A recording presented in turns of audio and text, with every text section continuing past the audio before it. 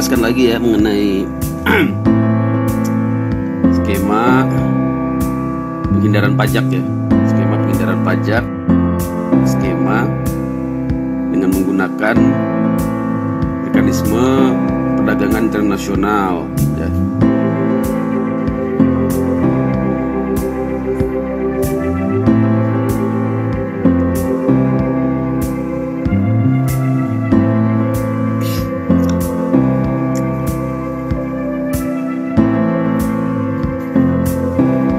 Jadi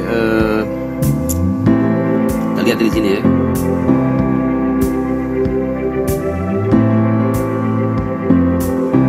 Sini kita lihat ada tadi kan pertanyaannya kira-kira bagaimana cara mencegah gitu ya, cara mencegah ataupun antisipasi gitu lah ya. Tadi udah dijawab teman-teman, bagus tadi dari Anto Untung ya. Untung siapa tadi? Mas Untung ya. Mantap itu jawabannya. Ya. Nah, Pak Yandi juga ya. Pak Yandi juga bergabung. Nah, kita bahas lagi ya. Kita bahas lagi. Ini seru nih soalnya.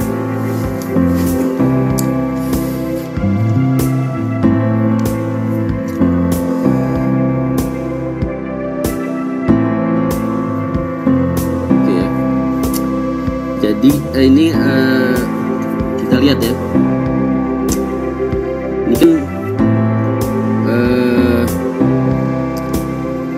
PTA ya, PTA ini manufaktur ya, ini ya, manufakturnya ini dia itu yang saya katakan di sini ya, mencatatkan sales ya, mencatatkan sales ya kan 70 M ya kan. Catatkan sales 70 M ya.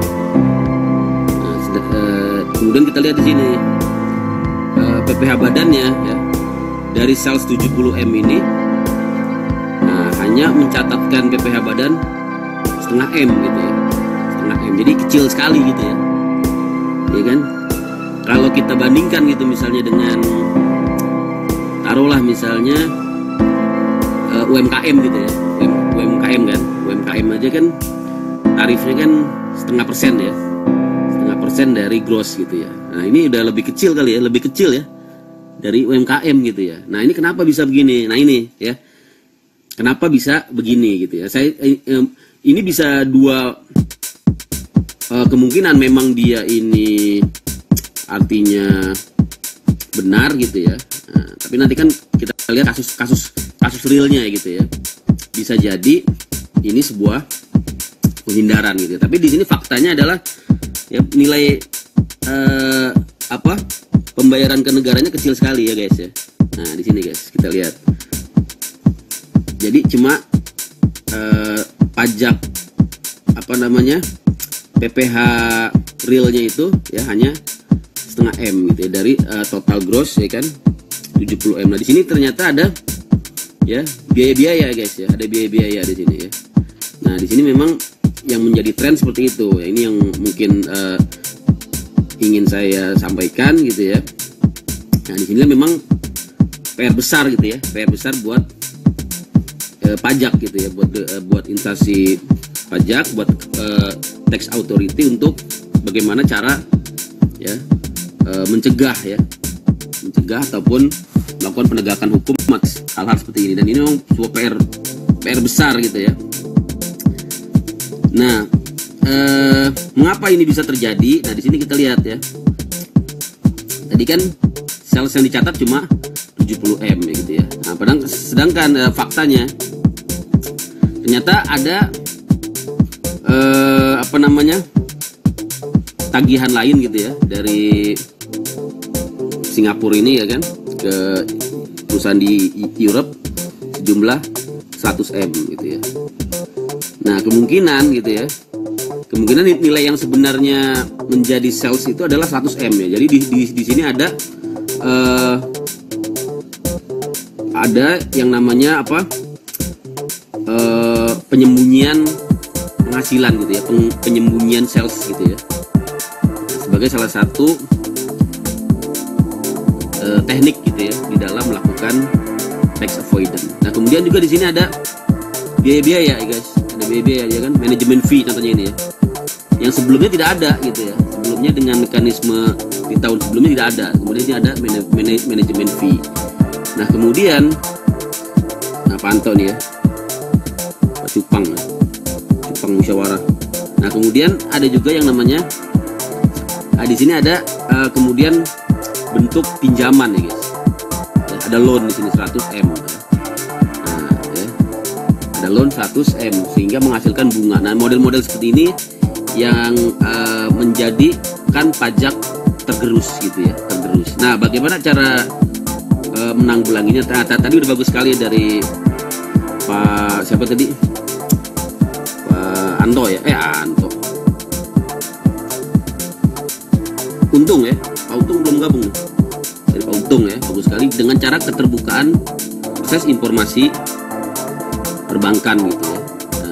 Tadi disebutkan undang-undang nomor 9 ya, nomor 9 ya tahun 2017 ya tentang ya, itu bagus sekali ya, itu bagus karena memang kemudian juga adanya pertukaran data ya, exchange of information ya, EOI ya, EOI dengan negara-negara lain ya. Nah, tapi yang kita lihat bahwa memang itu idealnya memang seperti itu gitu ya, adanya bukaan data ya dengan negara-negara mitra ya, tapi ini pun masih sesuatu yang terus diupayakan gitu ya. Nah, di sini sebenarnya ada guys ya, di materi ini ada sebenarnya. Nah ini ya,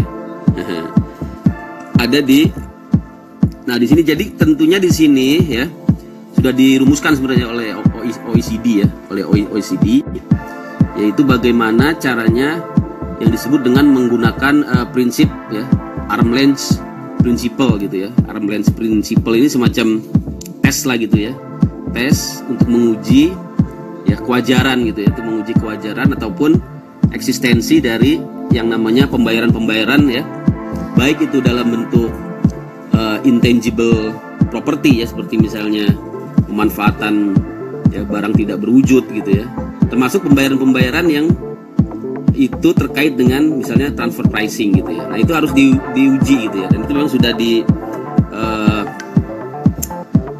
dirumuskan gitu ya, sudah diatur oleh OECD dan juga Direktorat Jenderal Pajak sudah menerapkannya gitu ya. Nah intinya sih itu ya, menentukan keberadaan. Jadi dites dulu gitu ya pembayaran itu, seperti misalnya ini ya. Jadi ini model seperti ini nanti akan menjadi subjek koreksi gitu ya, subjek pemeriksaan ya dari Direktorat Jenderal Pajak gitu. Tentunya tidak data seperti ini ya tidak semerta-merta diterima gitu ya, tidak semerta-merta diterima, akan ada yang namanya pemeriksaan tentunya ya. Ada yang namanya pemeriksaan ya, nanti akan berbuah yang namanya koreksi tentunya ya guys ya. Jadi ini ya, nanti akan dicek gitu ya. Nah, ini manajemen fee ini bener nggak ya?